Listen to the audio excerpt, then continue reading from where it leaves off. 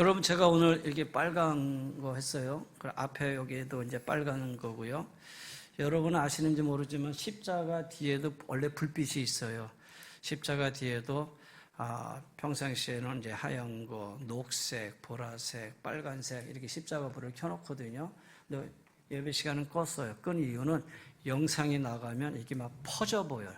퍼져 보여서 예배 영상을 나갈 때는 끄고 평상시에는 이렇게 켜놔요. 오늘 켜놨으면 뒤에 배경이 아마 빨간색 배경으로 뒤에 이렇게 있었을 거예요.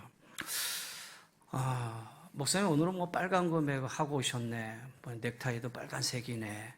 뭐 그런가 보다라고 생각하는 분들도 계실 것이고, 오늘은 왜 빨간색을 했지? 라고 그래도 한 번 정도는 좀 이렇게 생각해 보시는 분들도 계실 것이고, 근데 여러분 아무 관심 없는 것보다 그래도 한번 왜 빨간색이지? 라고 의문을 가지는 거, 이것이 바로 신앙의 건강한 자세의 하나입니다. 사실은 그냥 그런가 보다 하고 생각 없이 계시는 것보다.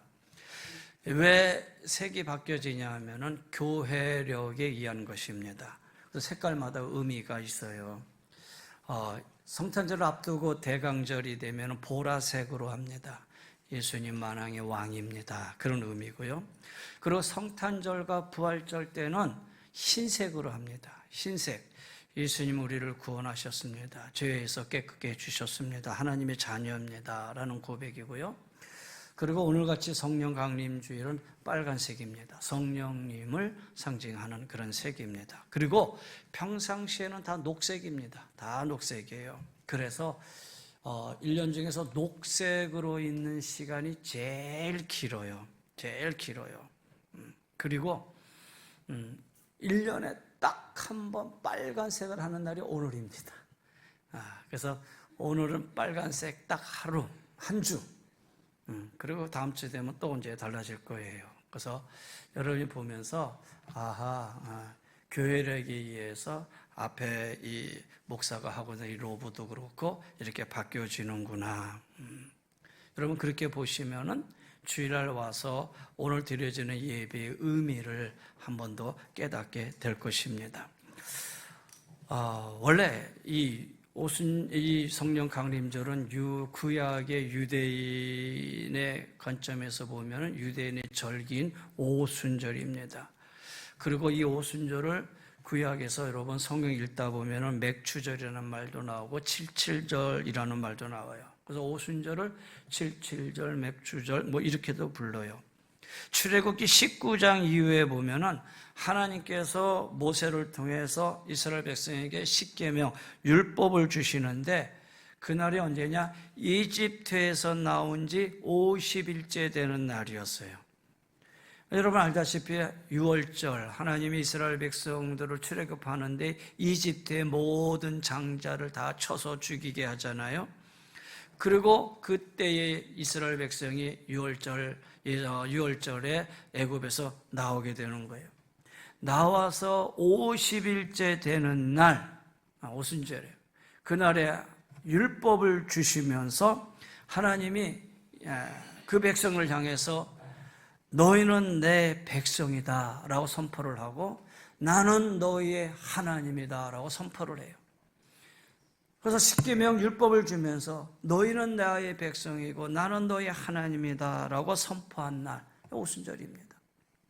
그리고 신약에 와서 이 오순절은 하나님께서 성령을 보내주심으로 인해서 성령 강림절이 되고 그날 오순절을 통해서 교회가 탄생이 돼요. 교회 탄생이 바로 이 성령 강림절을 통해서 이루어지는 거예요. 요즘은 뭐 이렇게 교회를 개척할 때 보면은 목회자가 있고 그렇잖아요. 그 다음에 뭐 식구라든가 마음을 같이 하는 사람들 몇 명이 함께 모여서 교회를 이렇게 개척하자 그러고 시작하는 것이 보통 개척이라고 얘기를 하잖아요.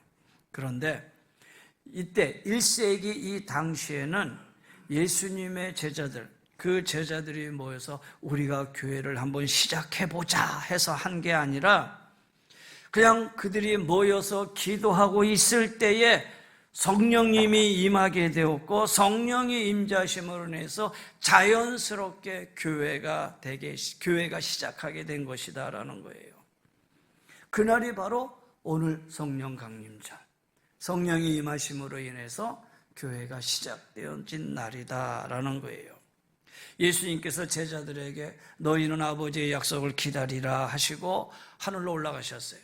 부활하시고 나서 이 땅에 40일 동안 계시면서 많은 사람에게 예수님 자신의 부활하심을 보여주시고 이제 승천하시는 가운데 제자들을 향해서 너희가 본 그대로 다시 오시리라 재림을 약속하신 말씀이 이제 오늘 읽은 그 다음 말씀에 나와요. 그리고 너희는 약속한 대로 성령을 기다리라. 그리고 그들이 예루살렘을 떠나지 아니하고 마가다락방에 모여서 기도합니다. 기도하는 가운데 예수님 승천하시고 열흘이 지나서, 그러니까 부활하시고 나서 50일째 되는 날 성령이 강림하시게 되었고, 성령의 강림이 그것이 바로 교회가 이루어지게 되었고, 그래서 그 교회를 통해서 성령의 역사가 퍼져나가기 시작하지요. 그래서 교회의 주인은 성령님이시다라고도 얘기를 해요. 자, 이제 오늘 교회에 관한 얘기를 좀 해보려고 그래요.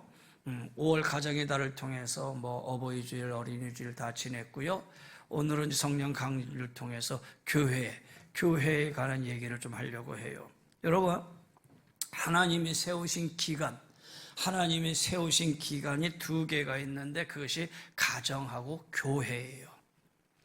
구약에 하나님께서 아담과 하와를 창조하시고 가정을 이루었어요. 그렇죠?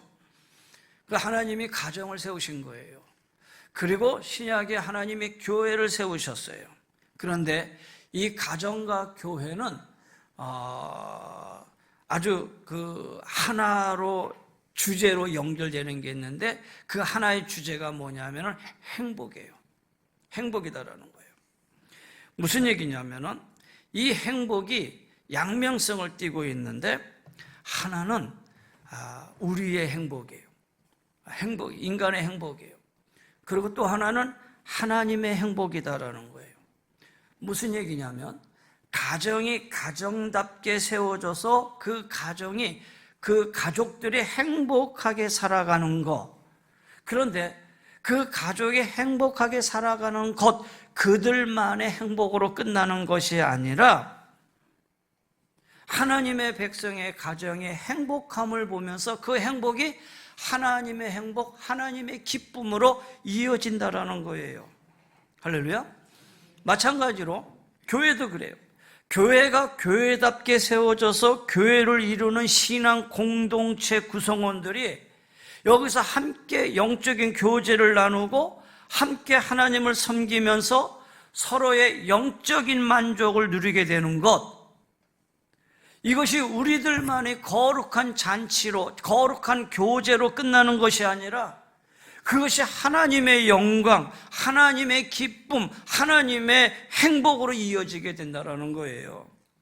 그래서 가정은 인간이 이 땅에서 살아가는 동안에 인간으로서 누려야 할 육신적인 행복을 누릴 수 있게 하기 위해서 서로 어우러져 살아가는 공동체를 이루는 자리로서 주어진 거예요. 그래서 여러분의 가정이 그리스도 안에서 행복함을 이루어져 가야 된다는 거예요. 왜? 각 가정의 구성원으로서 한 사람 한 사람의 행복을 위해서다라는 거예요. 또 교회도 마찬가지예요. 교회도 서로 영적인 교제를 이루어가면서 그 영적인 교제 안에서 하나님을 섬기고 하나님을 섬기는 하나님의 백성들이 이 안에서 누려지는 그 기쁨과 그 기쁨과 평강함이 하나님의 영광으로 이어지게끔 되는 것. 그래서 교회와 가정, 하나님이 세우셨고 하나님은 교회와 가정을 통해서 각 구성원들이 기쁨과 행복을 누리기를 원하고 그 기쁨과 행복이 하나님의 영광이 되고 하나님의 기쁨이 되기를 원하신다라는 거예요. 또 하나는요, 보세요. 가정은 출산을 통해서 하나님의 재창조가 계속적으로 이루어지게 되고 하나님께서 창조하신 이 세상을 유지하고 관리할 수 있게끔 허락하셨다라는 거예요. 그래서 교회는 이 출산의 과정이 반드시 이루어져야 된다는 거예요. 출산을 통해서 하나님이 창조하신 이 재창조의 역사가 계속 이루어져 가게 되는 거예요. 또 반면에 교회는 전도와 양육이라는 거 하는 영적인 재창조의 시스템을 통해서 하나님이 원하시는 이 세상 모든 사람들의 구원과 회복의 역사를 통해 하나님의 나라를 세워나가는 그런 역할을 하게 되고, 그런 역할을 할 수 있는 일꾼들을 세워가는 그러한 일이 하나님의 교회에서 이루어져야 된다는 거예요. 그래서 가정은 출산을 통해서 하나님이 창조하신 이 세상을 재창조의 관리와 유지로 이루어져 가야 되고요. 하나님의 이 교회는 바로 전도와 양육을 통해서 영적인 재창조의 시스템, 다시 말해서 하나님의 구원의 역사가 계속, 하나님의 나라가 이 교회를 통해서 계속 이루어져 가야 된다라는 거예요. 그러면 이런 관점에서 하나님의 교회와 가정을 세우셨다라고 본다면 이것을 우리가 믿음으로 아멘하고 받아들이죠. 그러면 아멘하고 받아들이고 난 다음에 우리의 가정과 교회를 보면은 과연 그런가? 우리가 한번 곰곰이 생각해 봐야 되고 점검해 봐야 된다라는 거예요. 만약에 잘못되어져 가고 있다면 빨리 고쳐야겠죠. 그런 의미에서 교회는 건강함을 가지고 있어야 돼요. 전도와 양육이라는 걸 통해서 바로 하나님의 영적인 재창조의 역사를, 하나님의 나라를 확정세워 나갈 수 있도록, 그래서 하나님이 세우신 이 교회가 하나님의 기쁨이 되고 하나님의 영광이 되어줘야 된다라는 거예요. 자, 교회를 히라보로, 헬라어로 얘기하면 에클레시아라고 얘기를 합니다. 다시 말해서 이 뜻은 무엇으로부터 불러내다라는 뜻이에요. 사실 교회라는 것은 건물을 뜻하는 건 아니에요. 예수 그리스도이심을 고백하는 같은 믿음을 가진 성도들의 모임, 그 공동체를 가리켜 교회다라고 얘기하는 거예요. 그래서 교회라고 하는 의미는 하나님에 의해서 예수 그리스도를 통해 구원함을 받은, 다시 말해서 이 세상에서부터 불러내심을 받은 사람들의 거룩한 모임, 그 모임이, 그 공동체가 곧 교회다라는 거예요. 중요한 것은 이렇게 하나님의 거룩한 불러내심에 우리가 이 불러내심을 받은 우리를 통해서 하나님의 행복, 하나님의 영광, 그리고 우리들에게 기쁨, 이 땅에 우리의 행복, 이 두 궤가 서로 맞물려 돌아가야 된다라는 사실이에요. 그리고 이 두 가지는 맞물려 돌아가야 된다가 아니라 맞물려 있다라는 사실이라는 거예요. 다시 말해서 하나님의 부르심에는 놀라운 행복, 놀라운 기쁨이 담겨 있다라는 사실을 우리가 분명히 믿으셔야 돼요. 할렐루야. 아브라함이 그랬어요. 하나님의 아브라함은 불러내심으로 믿음의 조상으로 삼으셨고요. 그의 후손들 이삭과 야곱, 요셉의 불러내심도 마찬가지고요. 그리고 430년의 애굽의 종살이 속에서 하나님의 불러내심을 받은 이스라엘 경우 너는 나의 백성이고 나는 너의 하나님이다 라고 말씀하셨잖아요. 그래서 하나님의 백성은 하나님의 보살핌을 통해서 그 안에서 마음껏 행복을 누리며 살아갈 수 있는 거룩한 권리가 주어져 있을 뿐만 아니라 각자에게 주어진 사명, 곧 불러내심을 받은 그 목적을 분명히 알고서 그 목적을 달성하는 삶을 이루어드리는 것, 이런 거룩한 의무가 여러분과 나와 이 공동체에 있다는 사실을 우리가 분명히 인지하셔야 된다라는 거예요. 여러분, 오늘 사도행전을 봤는데 사도행전을 기록한 이 누가는 사복음서의 누가복음도 기록한 저자지요. 사복음서 중에서 이 누가복음은 우리가 알고 있듯이 이방인을 위한 복음서예요. 이방인을 위해서 쓰여진 복음서가 바로 이 누가복음이었다라는 거예요.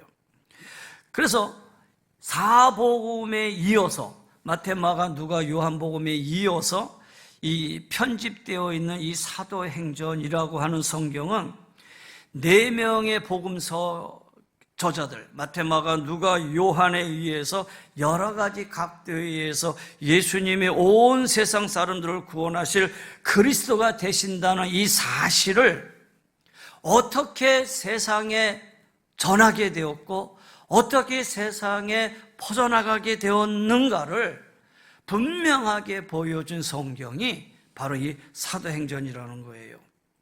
오늘 말씀 3절을 보면은 3절 말씀 이후에 보면은 예수님께서 부활하셔서 승천하시기 직전까지 이야기를 요약해서 설명하고 있는 내용입니다.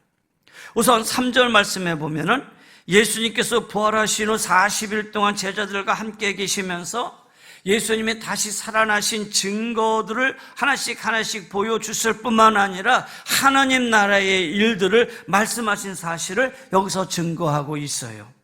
그리고 4절 이하를 보면은 예수님이 승천하시기 전에 마지막 제자들에게 당부하신 내용이에요. 그러면 그 당부하신 내용은 예수 그리스도가 승천하게 되면 그 다음 예수님을 대신해서 이 땅에 성령님이 오실 것이다라는 거예요.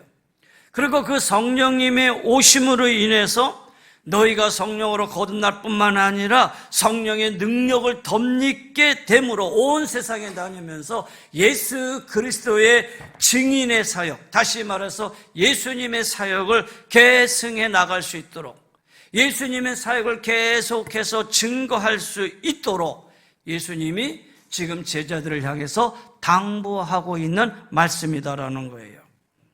특별히 여러분 우리가 눈여겨봐야 할 말씀이 오늘 1장 8절 말씀이죠. 이 말씀은 우리가 너무나도 유명한 예수님의 마지막 우리에게 주신 말씀이기도 해요. 자, 오직 성령이 너에게 임하시면 너희가 권능을 받고 예루살렘과 온 유대와 사마리아와 땅끝까지 이르러 내 증인이 되리라 하시니라. 여러분 이거 눈 감고도 다 외우시죠? 그렇죠? 하도 교회에서 말씀하시고 그 다음에 여러분도 오늘 신앙생활하면 이 말씀은 분명히 하실 거예요. 왜냐하면 하늘로 올라가시기 전에 마지막 우리에게 주신 말씀이라는 거예요. 자, 8절 말씀 다 같이 시작. 오직 성령이 너에게 임하시면 너희가 권능을 받고 예루살렘과 온 유대와 사마리아와 땅끝까지 이르러 내 증인이 되리라 하시니라. 아멘. 근데 여러분 이 말씀을 보면 3가지 중심적인 단어가 서로 연결되어 있음을 볼 수가 있어요. 첫째는 성령이 임하시면, 성령이 임재예요. 두 번째는 권능이라는 거예요. 권능을 받고라는 거예요. 세 번째는 증인이 되리라, 증인이라는 단어예요. 그래서 성령 임하시면, 성령의 임재, 권능이라는 말, 그 다음에 증인이라는 말. 근데 이 3 단어는 바뀔 수 없는 어떤 순서를 보여주고 있는 거예요. 이것이 바뀌어질 수가 없어요. 또 한편으로는 자연스러운 흐름을 우리에게 보여주고 있는 말씀이라는 거예요. 그럼 보세요. 순서라는 측면에서 보면은 왜 이 순서가 바뀔 수 없느냐? 순서라는 측면에서 한번 보세요. 자, 성령이 임하시게 되면 그 다음으로 하나님께서 공급하시는 권능을 덧입게 되며 그래야지만 비로소 예수님의 증인이 되는 삶을 살 수 있게 된다. 그래야지 예수님의 사역을 온전히 이어나가게 됨을 우리에게 가르쳐주는 말씀이에요. 증인이 되면 성령이 임하시고 권능을 받고가 아니라 이 3가지는 바꿀 수 없는 하나의 패턴이라는 거예요. 성령이 임하셔야지 너희가 권능을 받고 권능을 입고 나면 증인이 되리라, 증인이 된다라는 거예요. 또 자연스러운 현상에서도 이 사실은 아주 당연해요. 다시 말해서 성령의 임재를 경험하면, 성령의 임재를 경험하고 나면 하나님께서 공급하시는 능력을 덧입게 되고 우리 안에서 역사하시는 성령의 역사하심으로 말미암아 증인이 될 수밖에 없다라는 사실을 우리에게 보여주고 있는 거예요. 사랑하는 여러분, 이 3가지를 꼭 기억하세요. 그래서 우리 안에 먼저 뭐가 임하셔야 돼요? 성령이 임하셔야 돼요. 할렐루야. 성령이 임하셔야만 돼요. 너희가 성령이 아니면 너희가 예수님을 주라라고 말할 수 없다고 그랬어요. 우리가 이 시간에 모여서 하나님께 예배하고 예수님은 나의 주님이십니다라고 고백할 수 있는 것도 성령이 임하셨기 때문에, 성령이 내 안에 있기 때문에 우리가 입으로 고백할 수 있는 것이지, 주님은 그리스도이십니다라고 고백했더니 성령이 임하는 게 아니라는 거예요. 성령이 임하여야지만 할 수 있는 거라는 거예요. 그런 의미에서 우리 공동체는 다 성령이 임한 하나님의 백성들, 하나님의 자녀들이라는 거예요. 할렐루야. 여러분, 사복음서를 보면 공통적으로 증거하고 있는 예수님의 초기 사역이 뭐였냐면은 12제자를 부르신 일이에요. 이거는 마태, 마가, 누가, 요한이나 똑같아요. 예수님이 제자들을 부르시면서 예수님의 제자들을 부르시는 그 목적을 분명히 밝혀주셨는데, 마태복음 4장에 보면은 사람 낳는 어부가 되게 하리라 그랬어요. 이것이 바로 예수님이 이 제자를 부르신 분명한 목적이었다라는 거예요. 그래서 마태, 마가, 누가, 요한, 사복음서 곳곳의 말씀을 찾아보면 예수님이 12제자를 부르셔서 필요 적절하게 훈련을 하셨을 뿐만 아니라 때가 되어서 그들의 영혼을 구원하기 위한 전도 현장으로도 파송했지요. 파송했던 그 사실을 우리가 볼 수가 있어요. 이것은 예수님이 제자들을 부르신 분명한 이유가 그들을 통해서 영혼을 구하는 일에 헌신하게 함으로써 예수님의 사역을 계승시켜 나가는 일, 다시 말해서 곧 예수님의 증인이 되게 하시고자 하는 그 사역이었음을 우리가 확인할 수 있다는 거예요. 그러면 증인이라는 말은 뭐냐? 증인이라는 말, 사전적인 의미로 본다면 어떤 사실을 증명할 수 있는 사람, 자기가 듣고 본 사실을 진술하는 사람, 그게 바로 증인이에요. 그래서 누가복음 24장 36절 이하에 보면은 예수님이 제자들을 찾아오셔서, 부활하신 후에 찾아오셔서 제자들을 향해서 내가 성경에 기록한 대로, 성경에 예언된 대로 그리스도인데 그 그리스도로서 내가 다시 살아나셨음을 제자들에게 분명히 가르쳐 줍니다. 그리고 너희가 이 모든 일의 증인임을 얘기하고 있어요. 그래서 누가복음 24장 48절에 보면 너희는 이 모든 일의 증인이라 그랬어요. 제자들을 향해서 너희가 증인이다 그랬어요. 제자들이 전해야 할 사실은 예수님이 성경에 예언된 그리스도이시고 그를 통해서만이 모든 사람이 죄를 용서받고 구원을 얻을 수 있다라는 사실이에요. 예수님은 제자들뿐만 아니라 오늘 여러분과 나를 증인으로 삼으셨다라는 거예요. 우리로 하여금 증인되게 하시려고 우리에게 많은 은혜를 경험하게 하셨을 뿐만 아니라 여러분이 이 공동체 안에서 하나님의 자녀로 살아가는 사람들에게는 앞으로도 더 많은 하나님의 은혜를 여러분 반드시 경험하게 되실 거예요. 왜냐? 하나님이 여러분을 증인으로 삼으셨기 때문이에요. 그런데 문제는 부활하셔서 참된 구원자가 되시는 예수님의 증인으로서의 삶을 살아가면서 예수님이 분부하신 역할을 제대로 수행해 가면서 살아가는 것이 성령의 능력이 아니라 이 세상의 학문이나 경험이나 세상적인 권력이나 지위나 물질의 힘, 그거 가지고 하려면 전혀 되지 않는다라는 거예요. 그것은 이룰 수 없는 일이다라는 거, 그걸 통해서 증인이 될 수 없다라는 거예요. 증인이 될 수 있는 것은 오직 성령의 역사함 가운데 우리가 권능을 잊고 그분이 공급하시는 은혜 가운데 살아가야지만이 내가 증인으로서의 삶을 살아갈 수가 있다라는 거예요. 이러한 사실은요, 예수님의 제자들을 통해서도 분명히 알 수 있어요. 보세요. 3년 동안 예수님 피로 적절하게 훈련을 시켰어요. 그런데 그들의 예수님의 죽으심과 예수님의 십자가 앞에서는 다 무너져 버렸어요. 예수님의 기대에 미치지도 못했어요. 여전히 세상적인 삶 속에 빠져서 두려움에 덜덜 떨고 있었다라는 거예요. 그들은 예수님의 제자로 부르심을 받았지만은 예수님의 증인이 되는 삶에는 실패했다라는 거예요. 그런데 실패한 이 예수님의 제자들을 예수님이 그대로 방치해 두셨느냐? 그렇지 않아요. 예수님은 그들에게 약속하신 대로 부활하신 직후에 그들을 찾아가셔서 만나주시고 새롭게 시작할 수 있는 은혜를 그들에게 베풀어 주셨어요. 새롭게 베풀어 주신 그 은혜, 부활하신 예수님을 만난 것도 놀라운 은혜지만은 지금 이 상태로만 가지고는 너희가 나의 증인이 될 수가 없어. 너희가 감당할 역할을 제대로 할 수가 없어. 이 사실을 알고 있던 우리 주님은 그래서 제자들에게 내가 떠나간 후에 성령님이 올 것이다 라고 성령님을 보내주실 것을 약속하셨어요. 그리고 너희가 그 성령을 받기 위해서 예루살렘을 떠나지 말고 하여야 할 한 가지 일이 있는데 무슨 일을 해야 되느냐? 오늘 사도행전 1장 12절부터 쭉 읽어보면은 예루살렘을 떠나지 말고 너희가 오직 기도에 힘쓰라 그랬어요. 그래서 그들은 예수님이 승천하시고 난 열흘 동안 마가다락방에 모여서 기도하기 시작했어요. 오로지 그들이 기도하기 시작했어요.